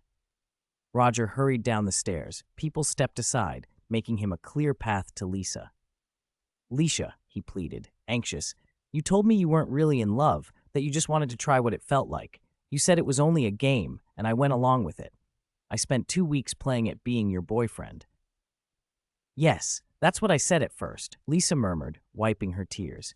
Roger let out a relieved breath. So why are you saying this now? But didn't you later say you liked me? She answered, eyes reddened. It went from a game to a real relationship. Roger's expression crumpled. He swallowed and tried to stay calm. Those were just sweet nothings. Do you understand? Since it was a game, I acted like a real boyfriend. Lisa trembled at his words, covered her mouth, and the tears came harder. Roger pressed on, quieter now. And after those 2 weeks, when I told you the game was over, you didn't object, did you? I thought. Lisa's sobs broke her sentence into fragments. I thought the end of the game meant the start of something real. She looked utterly devastated. I even gave you a divination crystal ball. Roger looked almost as if he might cry. I thought it was a thank you gift for the 2 weeks, he said. I thought we were officially dating. Lisa wailed. But a week later, you found a new girlfriend. The tension in the Ravenclaw common room evaporated, replaced by something like entertained interest. Students lounged on sofas or leaned against walls, watching Roger and Lisa's exchange with the fascination of an audience watching actors. A few soft exclamations punctuated the air, as if they were seeing a scene from a play rather than a serious disciplinary matter. It was, Scott reflected, strangely like watching a stage performance. 37. He helped me pick the lock. Scott stood at the top of the stairs, watching the spectacle unfolding in the common room below with calm detachment. Beside him, Eddie whispered, Roger looks miserable, but for some reason, I don't feel sorry for him at all. He shouldn't have toyed with Miss Dupin in the first place, Milton said in his usual tone. Love should be romantic and beautiful. You don't make a game of it. Scott didn't join the conversation. Leisha Dupin's words still struck him as vague and evasive, and Roger had been behaving foolishly, talking to her for so long without getting to the point. He had no desire to intervene. Leisha Dupin was clearly difficult to deal with, and Scott preferred to avoid messy situations. This was Roger's problem to handle. Fortunately, Roger wasn't truly stupid. He'd simply been flustered by the public humiliation and had rushed to prove himself innocent. Now he seemed to steady, and he asked Dupin again, Leisha, why didn't you question me then? Why wait until now, after I've had 2 other girlfriends, to do something like this? Eddie muttered to Scott and Milton, already had 2 other girlfriends. That's asking for a beating. A few other boys around the room snickered under their breath. Scott ignored them. He noticed that Leisha had dropped her head, avoiding Roger's gaze and refusing to engage. Roger's voice softened, as if trying not to frighten her. Did someone say something to you that changed your mind? She only shook her head. Roger tried another tack. Fine, you won't say. Then tell me where you got the dark arts object you used to curse the flying broom. Leisha kept her face hidden beneath her messy hair, determined to answer nothing. Roger ran a hand through his hair, frustrated. He rose and paced a few steps before stopping in front of her. You don't want to tell me, do you? Then who helped you pick the lock to our dormitory when you went in to curse my broom? As he asked the question, the common room fell silent. Ravenclaw was full of sharp minds. Most students had begun to realize this incident was more complex than it had looked. The faces watching the drama lost their smirks and grew serious. Leisha, though, curled on the floor like a small trembling thing, rocking and shaking her head. Tears fell onto the carpet. Roger hesitated, looking down at her for a long moment, then spread his hands in a helpless gesture and glanced up at Professor Flitwick and Scott at the top of the stairs. Flitwick had been quiet for a while, looking dazed as if the whole scene had shocked him. If he were purely rational, he would have seen that, with the way things were unfolding, the right decision was obvious. There were only a few possibilities left. Flitwick was clever enough to see that, and yet he hesitated. Scott found the professor's struggle oddly respectable. Hesitation didn't mean weakness. When Roger turned toward him, Flitwick seemed to come to a decision. He descended the stairs and approached Leisha Dupin. Miss Dupin, Flitwick said in a low voice, far different from his usual high-pitched tone. Dupin trembled at the sound, but kept her head bowed. Flitwick paced once, then spoke again. Possessing dark arts objects and secretly lacing a classmate's broom with a malicious curse. Those are crimes. He sounded almost pained. Consider yourself fortunate you still have a chance, Miss Dupin. Roger didn't want to expose you at first. He thought you were young. You should be grateful. All the Ravenclaw students are here, he added, looking at the others. Who can tell me what punishment the Ministry of Magic's legal enforcement squad would impose for Miss Dupin's actions if they learned of this? I know, Professor. A seventh-year boy stepped forward and spoke in a calm, measured voice. Since Miss Dupin's actions didn't cause substantial harm, the likely penalty is about 3 months in Azkaban and a fine of 200 galleons. Dupin looked up then, eyes wide. The boy adjusted his gold-rimmed glasses and continued. Of course, if you voluntarily increase the fine to 1,000 galleons, there's a decent chance you would avoid Azkaban. Thank you for your answer, Mr. Brown, Professor Flitwick said, nodding and indicating he could sit. Brown took his seat but leaned in toward Dupin. My name is William Brown. By the way, the 1,000 galleon option comes with one more prerequisite, hiring me as your defense attorney. No. Fear broke through Dupin's composure for the first time. No, I won't be locked in Azkaban, she screamed. Brown merely shrugged and sat down. Professor Flitwick turned back to her. I told you still have a chance. If you can prove you weren't the principal actor in this incident, things could go better for you. Dupin's face drained of color. She involuntarily looked toward a corner of the common room where Jacob sat, and then suddenly, loudly, it was Jacob. He helped me pick that lock. 38. One person pretends, 2 people lie. When Leisha Dupin's accusation rang out, every eye in the Ravenclaw common room swung toward the far corner. Jacob Kent stood there alone. Scott remained on the stairs above, watching him. Jacob's face immediately drained of color. He looked flustered and panicked. But Scott saw more than that. Beneath the trembling mask, Jacob's eyes were calm, and his magic showed no disturbance. Had the boy anticipated this moment, or was it all part of a plan? Scott realized his earlier judgment might have been off. He narrowed his eyes, studying the false expression. Jacob had probably exposed himself on purpose. Why? He waited to hear what explanation Jacob would offer. Mr. Kent, Professor Flitwick asked, can you explain? Why did you do this? Miss Dupin asked me for help, Professor, Jacob answered in a quavering voice, playing the timid, frightened boy Scott had first met. No, he offered to help me. Dupin snapped. Scott smiled faintly and started down the stairs. Roger stepped forward and addressed Jacob. Then what about you, Jacob? If this was Leisha's request, why did you agree? I thought she was playing a prank. She said she was Davis's girlfriend, Jacob replied, shrinking back. His voice trembled on the verge of a cry. Professor Flitwick's expression shifted, as if a thought had just occurred to him. Mr. Kent has been very close with Travers of Slytherin before, hasn't he? No. Jacob shook his head so quickly his face turned whiter. The fear in him made the lie obvious. At that, Scott had reached a window and softly called to Luna, who sat alone on the sill, legs swinging. There were 2 loners in Ravenclaw's first year, Jacob and Luna. She always seemed separate from the crowd. Hello, Scott, Luna replied in her airy voice, waving happily. She had been looking out the window more than at the unfolding scene. Miss Dupin, Flitwick said, hesitating only a moment. I remember we spoke about this morning before first class. This has nothing to do with Miss Travers, Dupin shrieked. Flitwick didn't respond directly to her outburst, but looked back to Jacob. When neither Jacob nor Dupin gave a satisfactory answer, he made a decision. Mr. Davis, Mr. Kent, Miss Dupin, come with me to my office.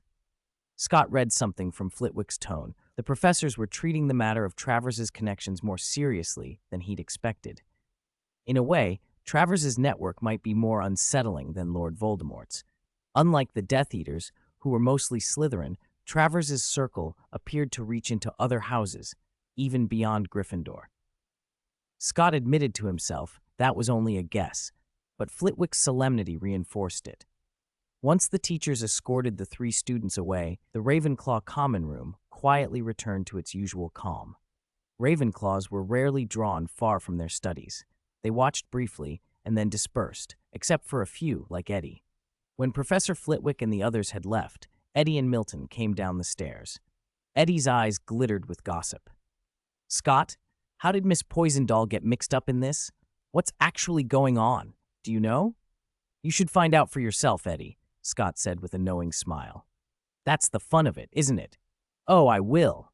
Eddie struck an eager pose. Kent and Dupin both look like they're lying. They're hiding something, Milton added quietly. Their expressions give them away. Scott reflected that Leisha's expression had seemed natural, but Jacob's performance might have been calculated. Where Scott had expected Jacob to hide his involvement, the boy had instead exposed himself, probably on purpose. He thought he had a sense of Jacob's motive. From the window, Luna leaned over and said in her wispy voice, "Their brains have been muddled by Sorao Meng. Those invisible insects make people talk nonsense." Her meaning was clear enough. She could tell Jacob and Leisha were not telling the truth. Luna saw things ordinary witches and wizards could not. Scott considered it a peculiar talent of hers. "Excuse me?" Eddie blinked, completely baffled. "Be careful," Luna went on, as if it were the most ordinary warning. "Protect your brain. Don't let Sorao Meng get in. They crawl in through the ears. Goodbye." With that, she hopped off the windowsill and skipped away. "What is she on about?" Eddie asked Scott, bewildered. "Maybe it's some magical creature nobody's documented." Milton mused, clearly inclined to believe her. Scott shrugged. "Luna sees things differently, more like she senses people's emotions than anything literal. Sorao Meng is just her poetic name for it.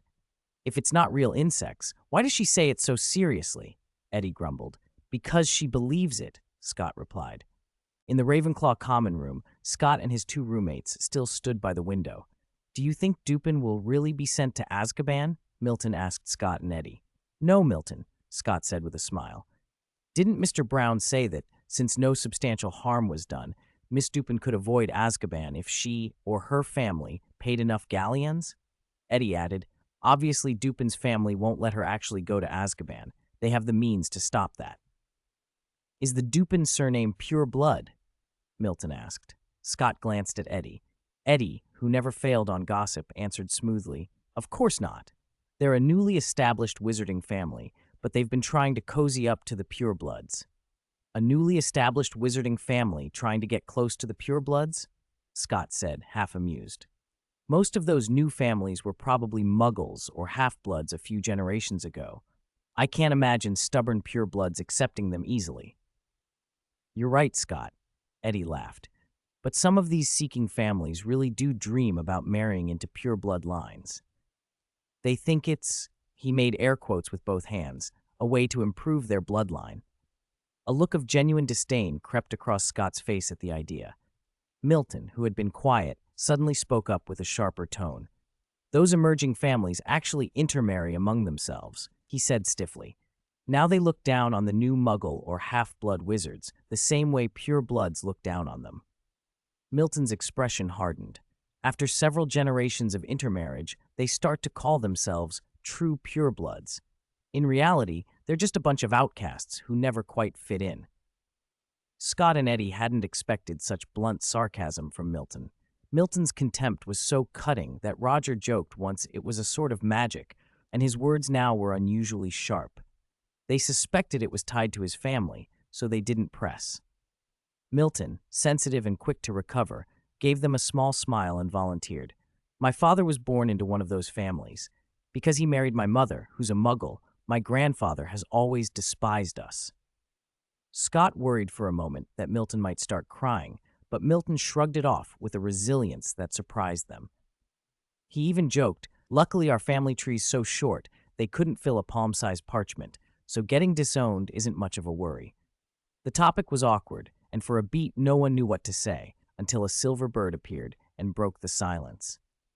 "It's Professor Flitwick's Patronus," Milton breathed. The tiny silver hummingbird, no larger than Scott's finger, landed, and Flitwick's voice came from it. "Sorry, Scott. It seems you need to come to my office. This matter appears to involve you." The hummingbird faded away. Scott smiled faintly. "What's going on? Why would Professor Flitwick ask you to come?" Milton and Eddie asked in unison, curiosity written on their faces. "I don't know either," Scott said, shaking his head, "but I'll find out soon. See you." He left the common room. Professor Flitwick's office sat on the 8th floor of the castle's main building, not far from Ravenclaw Tower, but taking the usual route would mean going down from the tower and then climbing 8 flights. Fortunately, Ravenclaw students had a secret passage. Scott stood in front of a knight's portrait opposite the common room and tapped it with his wand, reciting the password, "Outstanding wisdom is humanity's greatest wealth." "Hey, don't point that wand at me," the knight grumbled, turning his head to avoid the tip of Scott's wand. Then Professor Flitwick's voice issued from the portrait. "Is that Scott? Come in." A wooden door appeared in the stone behind the portrait. Scott pushed it open and stepped into the narrow passage. The knight continued to complain. "Hey, kid, where are your hands?" Scott ignored the griping, closed the door, and walked through the corridor. At the far end, he pushed open another identical wooden door and stepped into Professor Flitwick's office. "Professor." Scott approached the desk. "Scott, you're here." Flitwick waved him toward a chair. "Sit, please." Scott took the armchair. "Professor, you said this involves me. What do you mean?" he asked. The three people who had arrived with Professor Flitwick were in the room. Roger sat nearby, while Lisa Dupin and Jacob Kent occupied the sofa across from Scott. "Oh, Scott, that remark came from Mr. Kent," Flitwick said, looking to Jacob. Jacob shifted nervously and answered in a trembling voice, "Miss Travers originally intended to retaliate against both Mr. Trollope and Mr. Davis at the same time, but Miss Roll, who was supposed to act against Mr. Trollope, had an accident." Scott raised an eyebrow and smiled faintly at Jacob's confession. "Retaliation?" he said, feigning confusion. "I don't recall when we ever offended Miss Travers." 40. This is simply ridiculous. After Scott asked his question, Roger added, "I'm confused too. I don't remember us ever having any dealings with Miss Travers." Jacob looked up at them both, then dropped his head and fell silent. Lisa Dupin, sitting beside him, stole a glance at Professor Flitwick as if she wanted to speak, but hesitated. "It seems you might know something, Miss Dupin," Scott said, turning to her. Professor Flitwick agreed. "If you do know anything, it would be best to tell us, Miss Dupin." His face was grave.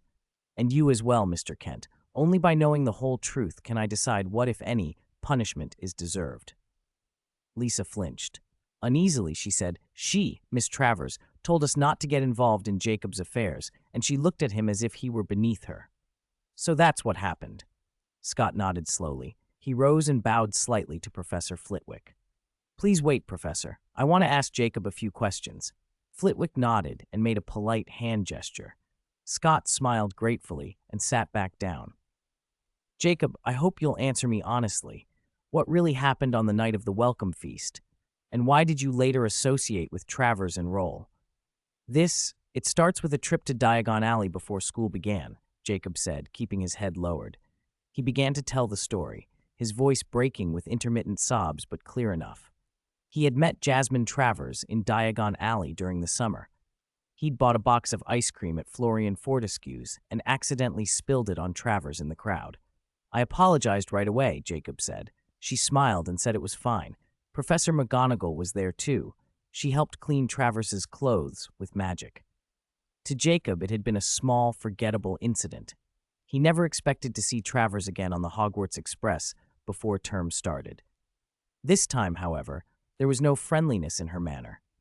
"I still tried to be friends," Jacob said, "but she looked at me like I was a bug." Scott listened in silence. He believed Jacob so far. This was likely the first time the boy had encountered the kind of cold disdain pure-blood wizards could show toward Muggle-borns. At that moment, Caitlin Roll came into the compartment, Jacob went on, and Travers started crying.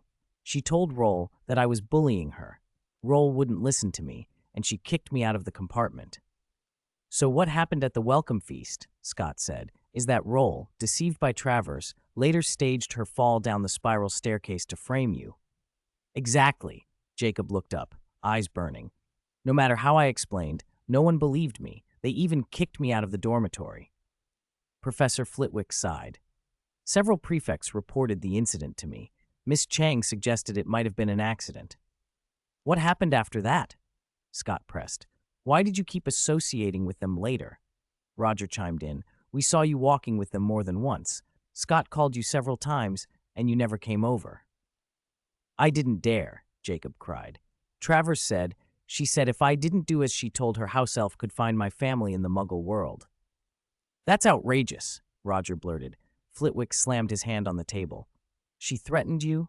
You shouldn't have believed her. This is something you must tell a professor immediately. No, Jacob shook his head frantically. Traverse said that if I told a professor, her house elf would reach my house right away. He shuddered. She even has a photo I keep in my bedroom. How did she know where you live? Roger asked. She followed us when we went to Diagon Alley, Jacob said. Her house elf found my house. She told me so herself. Flitwick's face went pale with anger. This is intolerable. Never has a student behaved so lawlessly. I will have Professor Snape look into expelling that girl personally. He turned to Jacob more gently. Don't worry, Mr. Kent. Now that I know, I will make sure your family is safe. He snapped his fingers. With a loud pop, a house elf appeared in the office, draped in a neat tea towel, green eyes wide. It bowed deeply to Professor Flitwick. Respected wizard, Lulu is at your service, it squeaked, delighted to be summoned. I need you to protect a family, Lulu, Flitwick said. If any other house elves approach them, you are to drive them off. Lulu shrieked in agreement. Protect a family? No problem. Lulu will drive away all the bad elves. Now, write your home address on this parchment, Mr. Kent. Flitwick pointed to a sheet on the desk. Jacob stood, took the quill, and wrote, crying with relief. Thank you so much, Professor. Flitwick handed the note to Lulu. Only I and Lulu will see this, he promised. No need, please, you don't have to do that, Jacob stammered, panicked and grateful all at once. Enough, Flitwick said, waving a hand. It's decided. Lulu bowed again and vanished with a pop. Jacob exhaled a long, relieved sigh, visibly calmer. All right, back to the matter at hand, Flitwick said. What exactly has Miss Travers been doing at school, and how does she intend to get revenge on Trollope and Davis? Recommendation votes, monthly votes. During the trial promotion period, if you enjoy this story, please vote and support it. Thank you for reading.